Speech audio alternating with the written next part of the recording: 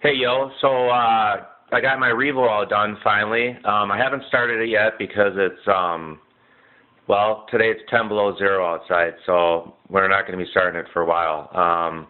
But it's all together. Last time, my last video didn't have the exhaust hooked up. I got a dual exhaust off eBay, and this is my big block conversion on a 3.3 Traxxas Revo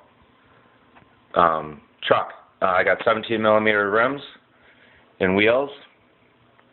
Got those on. But the best part is my what I call a true big block engine in here. And yes, you can put them in here. I've seen them before. There's several different engine mounts that you can find on YouTube that I've seen. But this is just my version of doing it. Once again, I'm just going to recap. What I did was, I'm going to show you in a second here, I moved the transmission up. That allowed me more room for the entire big block engine and the roto start, wand start, whatever you want to call it. I did have to trim the A-arm right here just a little bit to get around the starting device, but not a big deal. And there's a little bit of modification up front on that servo box down in there, but not a big deal. I think it's the way to go. I just didn't want to have a bump start, and that engine mount, the other one just really jacks the whole entire big block almost horizontally, which is almost flat on top. Just looked goofy, didn't like it. So this is just my way of doing it. I'm going to show you the back. What I did here is I wanted a wheelie bar, of course, because otherwise this thing will flip over. I wanted a bumper, and I wanted a wing. Well, the problem is that if you put this type of wheelie bar on, that takes the place of where the wing mount is supposed to go. If you can see it in there. The wing is generally installed right where this type of wheelie bar is installed. Well, with some modification on the rear wing support, I was able to fasten it very good with actually a nut and a bolt back inside off of the tower arms.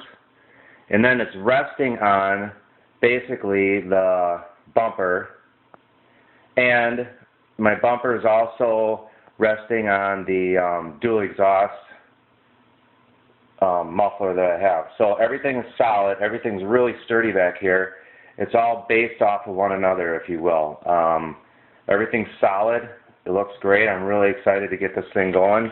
But like I said, it's way too cold out, and I don't want to mess anything up.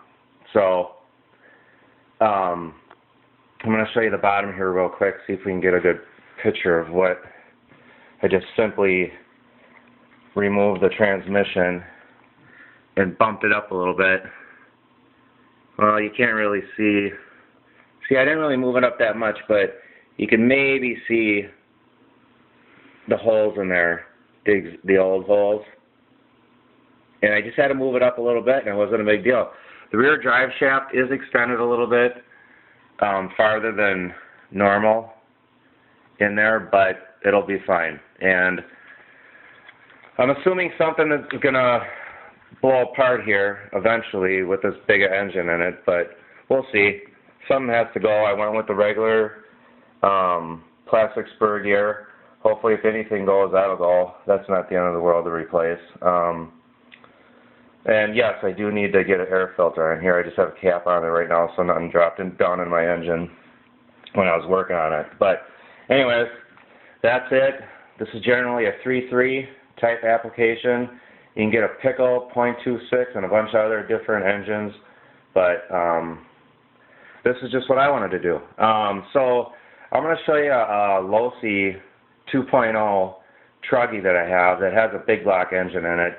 And I'm just going to show you all the clearance that you get when you go to a truggy type vehicle or a big block type vehicle, truggy or a buggy. There's plenty of room. Here we're running into the back. It's not really designed for this big of engine, but just a challenge. So here's my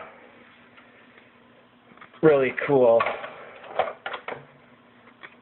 2.0 low-C truggy, and I got this Zero big block engine in there, and I sent it out and had it modded from this gentleman here, Mernon.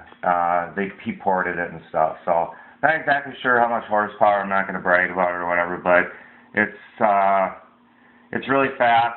I just drove it around 110 in a circle because I'm only on my third tank of gas and I don't want to break anything. It's got really high compression, and I just went around in a circle and I just barely touched the throttle. But anyways, so as you see, there's a ton of room back there. You can put the biggest engine you want in there in a truggy type situation. The Traxxas Revos and Traxxas and other types of vehicles like that are not, pretty much just not designed for a simple drop-in engine without doing modifications or getting a Pico .26, you know, type engine. Anyways, I just want to show you that just for a reference.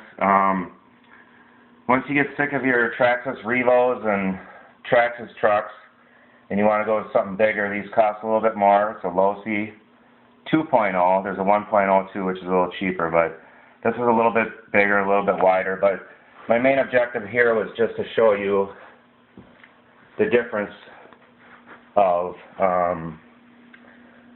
the room you have. You can do anything you want right there. But anyway, so that's my my last video for right now. You can post any questions or any comments or whatever, and I will be getting this thing going, and I'm going to post another video later this summer when it warms up. It's pretty cold out right now. There's not much you can do. This is when I do my putzing and get my trucks ready. So anyways, if you have any comments or whatever, let me know, or if I could help you out with any questions. Once again, I'm kind of a rookie here. I'm just putzing around, so yeah.